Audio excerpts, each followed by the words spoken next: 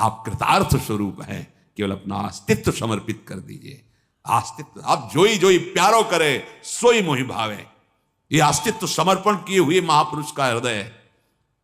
जोई जोई प्यारो करे, कोई प्रश्न नहीं, कैसे रख रहे हो तुम जानो। जोई जोई प्यारो करे सोई मोहि। जब कभी तुम्हें कोई परेशानी लगे तो ये मंत्र आपको दे रहे हैं आचार्य चरण श्री हरिवंश महाप्रभु, चतुरासी जी की प्रथम पंक्ति प्रथम पद की, और स्वामी श्री हरिदास जी, ज्यों ज्यों राखत हो त्यों त्यों रहियत हो हे हरि। कहां हो? ज्यों ज्यों राखत हो त्यों त्यों रहियत हो। महाप्रभु जोई जोई प्यारो करे, फिर देखो तुम्हारी गुस्सा खत्म हो जाएगी, तुम्हारा सब अंतःकरण तत्काल शीतल हो जाए। जोई जोई प्यारो करे सोई मोहि भावे, जैसे प्यारे रख रहे हैं। यहां बहुत सावधानी की जरूरत है। बस अगर अपना अस्तित्व समर्पित कर दिया तो धाम वास मतलब कृतार्थ रूप हो गए आप। एक बार वशिष्ठ जी महाराज भगवान श्री राम जी के समीप आए। रघुनाथ जी ने सिंहासन से उतरकर प्रणाम किया, चरण प्रक्षालन किए, चरणामृत पान किया। अति आदर रघुनायक की ना, पद पखारी पादोदक लीना। ये देख करके वशिष्ठ जी मुस्कुरा रहे हैं कि जिनके चरण आश्रित होकर के ही हमें सब कुछ बोध हुआ है, वो प्रभु चरणामृत उतार रहे।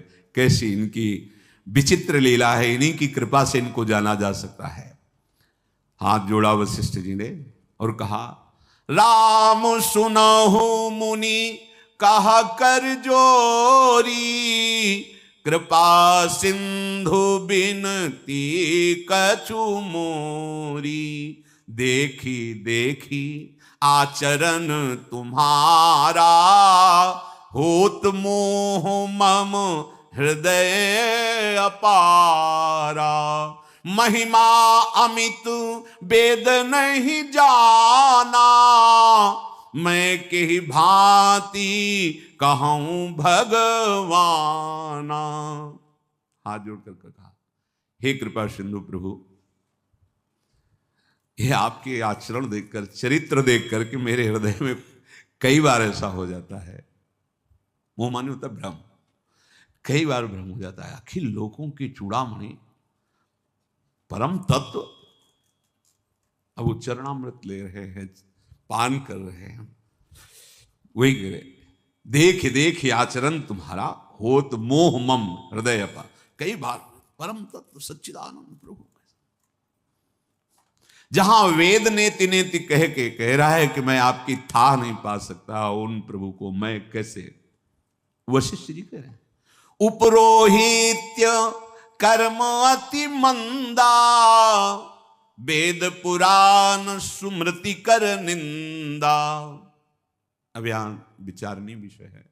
भगवान वशिष्ठ जी कह रहे हैं, उपरोहित्य कर्म जो है ये निंदा युक्त कर्म है। ऐसा कैसे निंदा युक्त कर्म हो सकता है?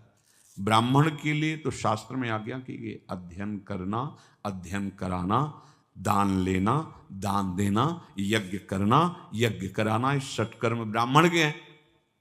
तो उपरोहित कर्म निंदनीय कैसे हो सकता है? वो तो अपने कर्म में। अब यहां जो आंतरिक बात कि आपने मानो अनुष्ठान लिया, इतने मंत्र जाप का ऐसा अनुष्ठान लिया, इस पुराण का सांगोपांग पाठ होगा, आपने अनुष्ठान लिया, आप इस ग्रह की शांति के लिए इतना इतना मंत्र, इतना पाठ, इतना ऐसा दैवी विधान जो शास्त्रीय है, आपने तो अनुष्ठान लिया, जजमान ने भेंट दी, और इसके बाद आपने सांगोपांग नहीं किया।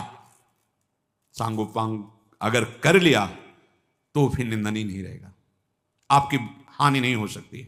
क्योंकि यज्ञ करना और यज्ञ कराना, दान लेना और दान देना सटकर्म के अंतर्गत है। तो तस्मात् शास्त्रम प्रमाणम ते कार्याकारो व्यवस्थितो, फिर वो नीच कर्म उसके लिए कैसे हो सकता है? क्योंकि है उसके लिए।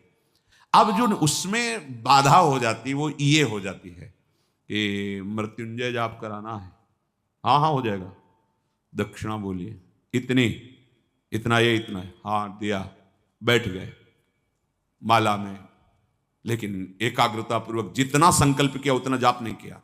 या जो पाठ का अनुष्ठान लिया वो पाठ नहीं किया, फिर गड़बड़ हो जाएगा, फिर आपको भोगना पड़ेगा, फिर आपकी गति बिगड़ जाएगी, आप अपने धर्म की हानि कर देंगे।